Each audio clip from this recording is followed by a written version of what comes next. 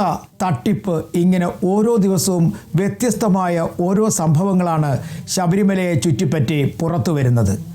ഇപ്പോൾ ഹൈക്കോടതി തന്നെ വലിയ തരത്തിലുള്ള ഒരു തട്ടിപ്പ് കണ്ടെത്തിയിരിക്കുന്നു. അതും ശബരിമലയിലെ ഏറ്റവും പ്രധാനപ്പെട്ട വഴിപാടായ പടിപൂജയുടെ പേരിൽ.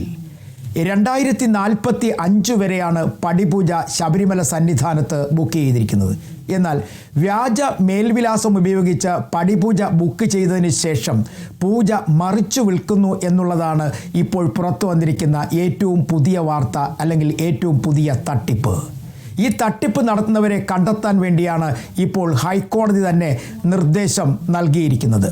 ഈ തട്ടിപ്പ് പുറത്തു വന്നത് കഴിഞ്ഞ മാസമാണ്. കഴിഞ്ഞ മാസം മാസപൂജയ്ക്കായി നട തുറന്നപ്പോഴേക്കും പടിപൂജ മുടങ്ങിയിരുന്നു.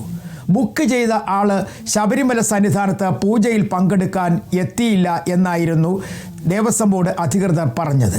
പക്ഷേ ബുക്ക് ചെയ്ത ആളാരാണ് എന്ന് കണ്ടെത്താൻ ഇതുമായി ബന്ധപ്പെട്ട് അന്വേഷണം നടത്തിയ തിരുവിതാംകൂർ ദേവസ്വം ബോർഡ് വിജിലൻസിനും കഴിഞ്ഞില്ല.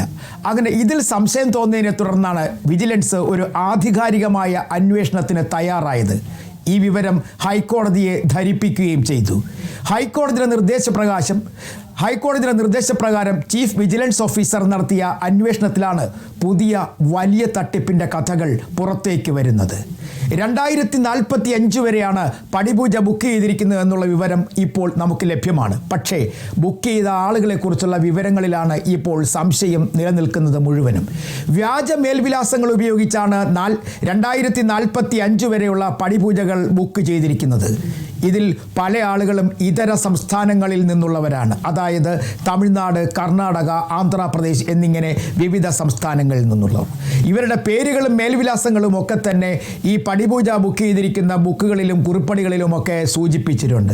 പക്ഷേ ഈ മേൽവിലാസത്തിലുള്ള ആളുകൾ ഉണ്ടോ എന്നുള്ള കാര്യത്തിലാണ് ഇപ്പോൾ വലിയ സംശയം നിലനിൽക്കുന്നത്.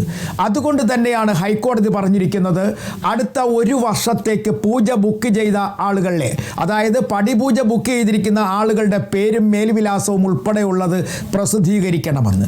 നാളിതുവരെ അങ്ങനെ ഒരു ചടങ്ങ് ശബരിമലയിൽ ഉണ്ടായിട്ടില്ല.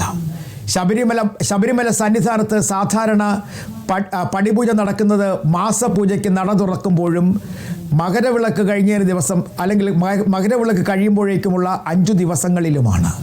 ഇതിനായി വലിയ തരത്തിലുള്ള തിരക്കാണ് അനുഭവപ്പെടാറുള്ളത്. അതായത് പടിപൂജ ബുക്ക് ചെയ്ത് ആ വഴിപാട് നടത്തുന്നതുമായി ബന്ധപ്പെട്ട് വലിയ തരത്തിലുള്ള തിരക്ക് അനുഭവപ്പെടുന്ന പതിവുണ്ട്. ഈ തിരക്ക് കണ്ടുകൊണ്ട് തന്നെയാണ് ഇത്തരത്തിലൊരു വലിയ തട്ടിപ്പിലേക്ക് ആളുകൾ നീങ്ങിയിരിക്കുന്നത്.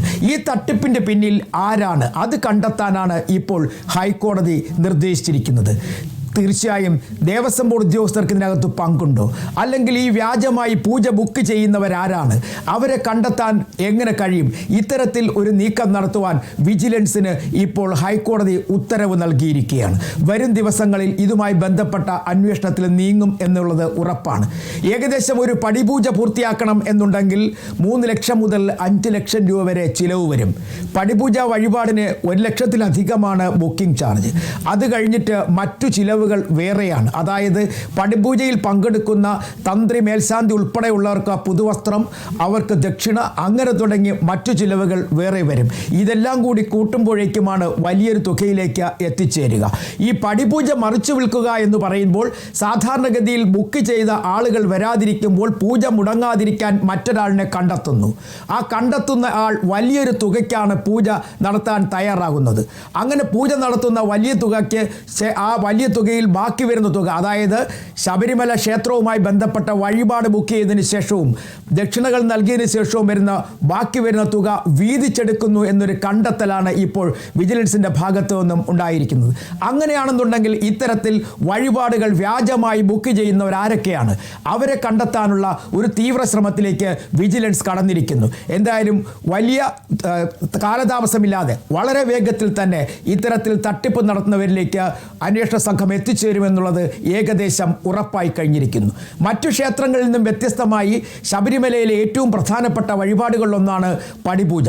ഇത്തരത്തിൽ പടിപൂജയുമായി ബന്ധപ്പെട്ട് നടത്തുന്ന ഈ തട്ടിപ്പിനിൽ അല്ലെങ്കിൽ ഈ വ്യാജ മേൽവിലാസങ്ങൾ സംഘടിപ്പിക്കുന്നവർ, ഇതിന് പിന്നിൽ വലിയ തരത്തിൽ പ്രവർത്തിക്കുന്ന ഏജന്റുമാർ അവർ കേരളത്തിൽ മാത്രമല്ല മറ്റു സംസ്ഥാനങ്ങളിലും ഉണ്ട് എന്നുള്ളതാണ് ഇപ്പോഴത്തെ കണ്ടെത്തൽ. അങ്ങനെയാണെന്നുണ്ടെങ്കിൽ നേരത്തെ പറഞ്ഞ ഈ സ്വർണ്ണപ്പാളി വിവാദവും അല്ലെങ്കിൽ കട്ടളപ്പാളി വിവാദവുമായി ബന്ധപ്പെട്ടതിനേക്കാൾ വലിയ തരത്തിലുള്ള ഒരു അഴിമതി ഇതിൻ്റെ പിന്നിലുണ്ട് എന്ന് ഒരു പക്ഷേ നമുക്ക് മനസ്സിലാക്കാൻ കഴിയും. എന്തായാലും ശബരിമലയുമായി ബന്ധപ്പെട്ട അല്ലെങ്കിൽ ശബരിമലയിലെ പൂജയുമായി ബന്ധപ്പെട്ട ചടങ്ങുകളുമായി ബന്ധപ്പെട്ട കാര്യങ്ങളിലേക്ക് വരെ ഇത്തരത്തിൽ കൊള്ളക്കാരുടെ സംഘം അല്ലെങ്കിൽ തട്ടിപ്പുകാരുടെ സംഘം കടന്നു കയറിയിരിക്കുന്നു എന്ന് തന്നെയാണ് കോടതിയുടെ കണ്ടെത്തൽ.